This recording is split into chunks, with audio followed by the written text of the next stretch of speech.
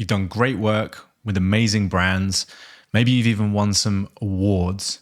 But if it still feels like you're not really attracting the kind of clients you actually want to be working with, then today's episode is for you. I'm going to talk about the number one portfolio mistake that I see creative studios making that stops them from attracting more of their ideal clients. Over the last 10 years, I've been lucky enough to coach hundreds of award-winning creatives, from ex-Disney executives to lead designers at Spotify. And although their work was incredible, when they made this mistake, it was actually stopping them from getting more of the projects they really wanted to. If you're new here, welcome. My name is Matt Essen. This is the Creative Courage podcast, and it's all about how to build a creative studio that gives you freedom, fulfillment, and financial stability. So it can be really frustrating when you know your work is good and you've spent years and years and years mastering your craft, but something isn't clicking and you aren't getting the inquiries that you feel you really deserve, or maybe you're not winning the kind of pitches that you really want to be winning. And it can be easy to get into self-doubt mode, where we start questioning whether our work is actually good enough or whether what we're doing is good enough, especially if we see the agency that the client actually went with and we think that their work is worse than ours or isn't actually that good.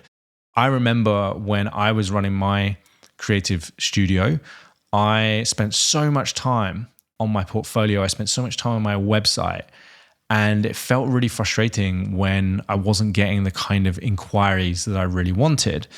And it wasn't until I made this shift in my mind that things actually started to change.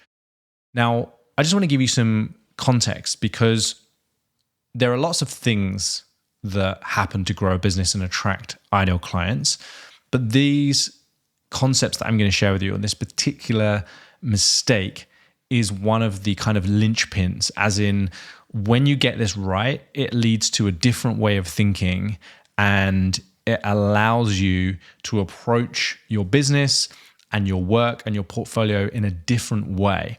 So what I'm trying to say is that, like, obviously this one change overnight isn't going to attract, Sony or Nike or someone as a client. This is more about the way that you think about yourself and your business, and it's a gradual process. So for example, when I was working with Eric, he was running a branding agency and he had worked at Spotify, and his quality of his work was incredible, right? And so he still had clients like Spotify, he still had those big clients, he'd won some awards, but he really felt like he wasn't attracting the kind of clients at that level that he wanted. He was getting lots of inquiries from small business owners, and he wasn't getting more Spotifys, for example.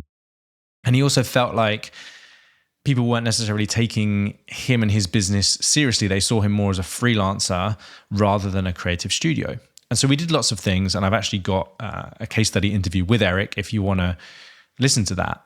But one of the key things was how we positioned his business within the niche that he wanted to work in and the types of things that we focused on.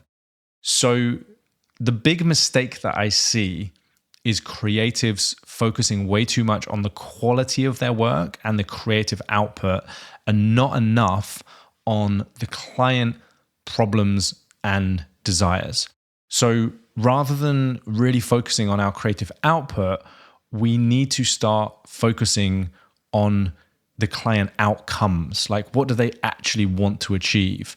And what are the frustrations and what are the challenges right now? And so you've probably heard this advice before, you've probably heard it from me, but how do we actually do that? How do we create a portfolio that does that? And that's what I want to break down. So there's 3 elements to this, and they kind of go in this order. So when you're thinking about building your portfolio, you want to think about these elements in this particular order.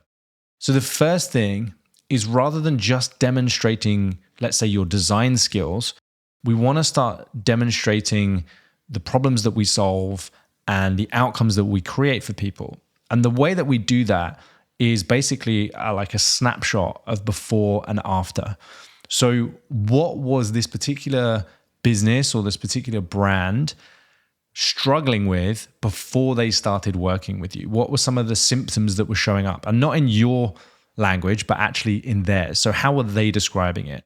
Then we want to look at, well, what happened after they worked with us? So what were some of the benefits that they experienced? Did it alleviate some of those frustrations and some of those pains, for example? So before we get on to point 2, I just want to address an issue, which is a lot of creatives don't know this information. And the reason they don't know it is because it's not actually built into their process. So when they onboard clients, they don't spend enough time in the sales conversation even, getting to really understand what's happening in the client's world. And it's really missing a trick, because the more that we understand what's happening in the client's world, the easier it's going to be to attract those kind of clients.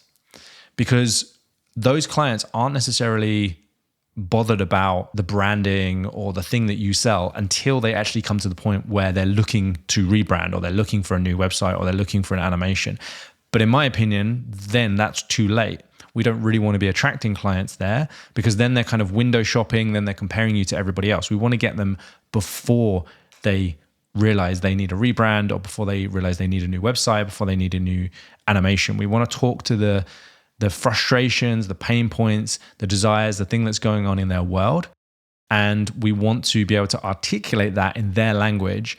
And then we want to show how our process and the way that we help clients will alleviate some of those symptoms, those frustrations, and get them to those outcomes. So if you don't do this already, the first thing you need to build into your process is that you need to have a sales conversation in a structured way that really helps you to understand, what are the frustrations right now? What have they tried in the past?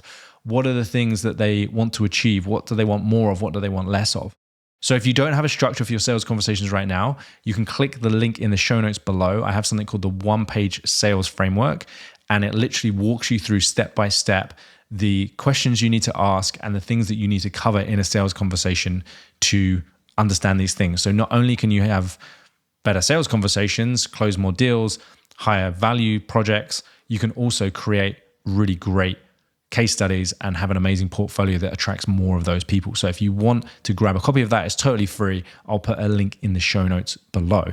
So that's point number 1. We need to create a before and after snapshot. Rather than just saying, hey, look how amazing this animation is. Hey, look how amazing this website is. Hey, look, amazing how this rebrand is. Great. But what does that actually mean?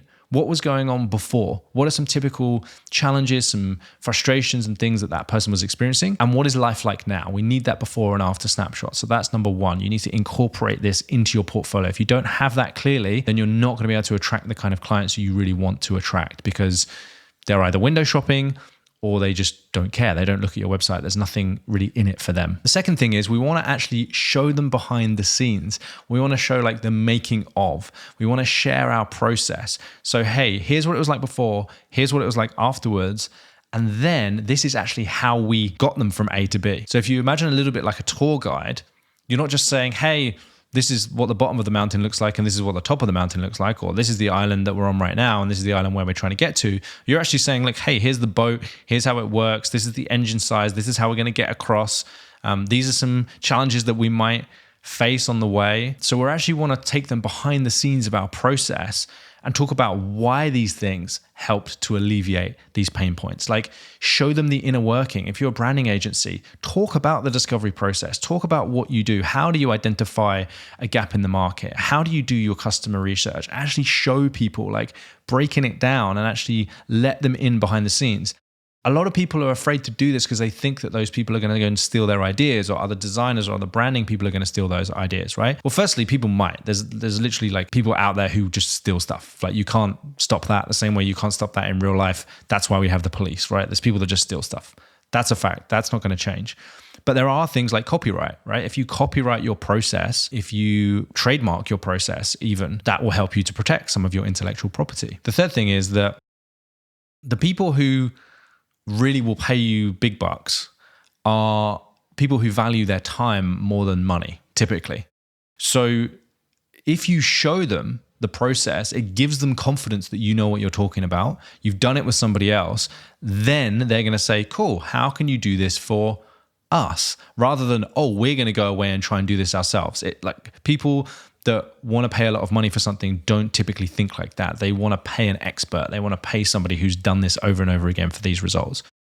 So number 2 is you have to show them behind the scenes. Show them the process of how you got that client from A to B. What is your unique process? Why do you do it? Why is it important? And then the final thing, and this is the one that most creative studios miss, is show the long-term impact. Because often with things like brand, websites, animation, whatever it is, the impact isn't always immediately obvious. Like it doesn't happen as soon as that campaign launches, right? It happens months, sometimes years afterwards. So one of the things I get my clients to do is build in what I call a realignment strategy and like a catch-up call with that client, even after you've stopped working with them. And I tell them to let them know this is part of the process within the sales call. Hey, by the way, this is our process. This is how long we're going to work together. But we have these check-in points. Even after you become a client, we have a check-in point here. We have a check-in point a year in the future. And it really helps us to make sure that you're using the brand in the right way. You're using the video in the right way. You're getting on, things are working. And you can have that conversation. You can continue to have that kind of case study conversation. Cool. What's life like now, a year later? And what elements of this project have contributed towards some of these benefits that you're experiencing right now? What do you think life would have been like if you hadn't gone through this process? What do you think would have been different? How would life have been different, right? So you're actually projecting into the future for people. So they don't just see the next 3 months, they actually see the next 3 years potentially, right? What does it look like long-term for your brand? And so when we start to even just think about these things, it changes the way that we run our business. It changes the way that we have sales calls. It changes the way that we position ourselves in the market. And so that's the kind of fundamental shift that I want to get across in today's episode, right? If you want to be like Eric, who actually grew his studio from, I think he was doing about 250,000 in revenue. You can watch the case study. Up to now, I think he does close to $1 million. He's got a studio, a full-time team of people. He's working with these incredible brands. He's being invited to give talks in all of these different places. Now, obviously, like it wasn't just one thing he changed on his portfolio, but it was these 3 things that I've just run you through that switched the way that he thought about how he worked with clients, how he demonstrated his value, and how he showcased what he did to people. So step 1 is you have to do a before and after snapshot. Where were they before they started working with you? What had they tried in the past? Where were they after, right? Get that snapshot. Then we want to actually show our working out. Remember in maths class when it was like, show your working out? We want to do that. We want to show behind the scenes of what actually happened. How do we get this result for this client? Why did we do these specific things? What happens if you don't do this? Are there some examples of brands and people that haven't done this properly? And what was the result of that, right? Show your process, show the working out. And then finally, we want to look at the bigger picture. So what is the overall impact, not just in 3 months' time, but in 3 years' time? Make sure that those check-in points exist. When are you catching up with the client again to make sure that they're actually utilizing the campaign and the strategy that you've created for them? How are you measuring some of these things over the long term? What is it that's important to the client? Like, how do they measure ROI on this? And are you checking in on those numbers? Are they moving in the right direction? And so by doing that, you're really positioning yourself as a long-term partner. You're positioning yourself as somebody who cares about the result, who cares about the outcome, not just somebody who's delivering some creative work. And that is the fundamental shift that will change the kind of clients that you are able to attract. And that is the number 1 portfolio mistake that I see creative businesses and creative studios making. If you found this valuable, then please hit the subscribe button and share it with a friend. Don't forget, if you want my 1-page sales framework, you can click the link in the description below and you can grab a copy for free. My name is Matt Essam. This is the Creative Courage Podcast. Thanks for listening.